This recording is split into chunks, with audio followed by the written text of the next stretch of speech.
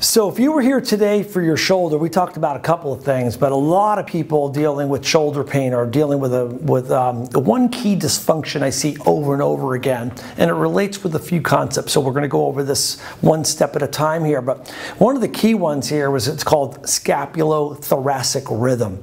So what you're going to see here is the rhythm that we're talking about, scapulothoracic rhythm, involves the rhythm between the humeral bone and its articulation with the glenoid fossa of your shoulder blade.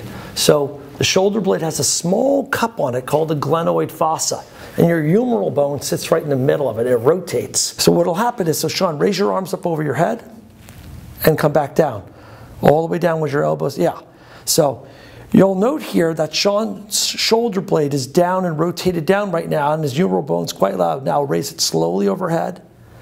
And then you'll notice that the shoulder blade is starting to turn, go all the way up, all the way up. And so his shoulder blade is turning, and there's a 3-to-1 ratio here between the angle that the humeral bone's making and the rotation of the shoulder blade. So for every 30 degrees that the humeral bone is making in this joint line, there's 10 degrees of scapular rotation.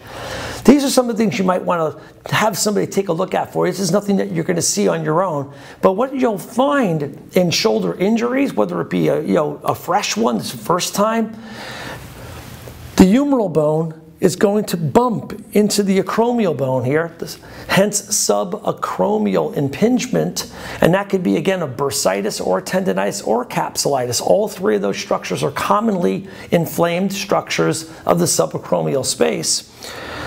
The arm won't want to go over the head very well. What will happen is, as soon as the brain says, oh my God, I don't like that, there's pain about to come, it changes it, and these two get stuck together.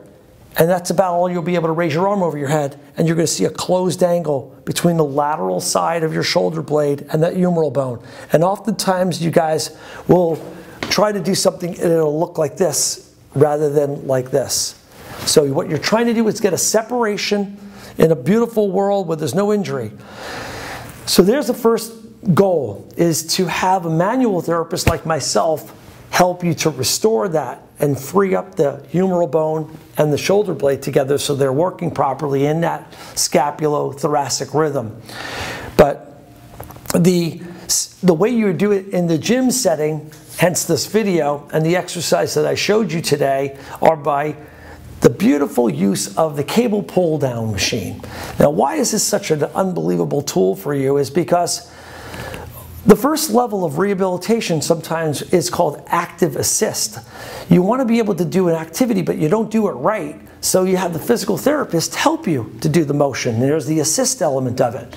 The beauty is you can replace a little bit of that. It's not a perfect replacement by using a cable pull down machine. So what I'll do is I'll take the patient's, now because people are varying sizes here, and Sean's got some broad shoulders, he's going to have his arms maybe slightly outside his glenohumeral joint.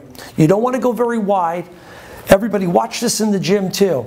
If you experiment a little bit this in your gym, you're going to notice that if you grab this bar really wide, and in fact they make bars that are way wider than the one we have right here, you're going to be pulled way out wide, and it changes all the angles. My arm angle is way out here, and I'm going to put a lot more biomechanical demand on a shoulder joint, particularly an injured one, by doing a wide grip pull down.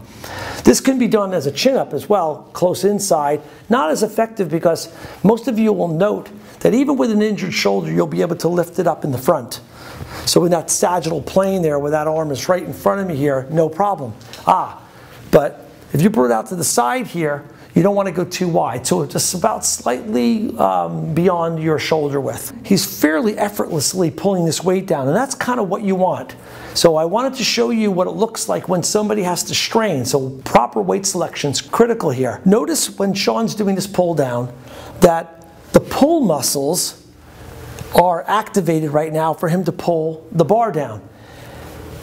But the main problem with shoulder injuries is that that humeral bone won't glide downward and stay in the middle of that glenoid fossa. But this allows him to do that And it's a beautiful active assist mobilization exercise for the shoulder. So yeah, it's a cable pull down, but it's way more than that. And that's why I'm showing it to you in this video. And that's why if you were here today for your shoulder pain, I showed you this one as a take-home exercise to do in your home gym or your fitness center.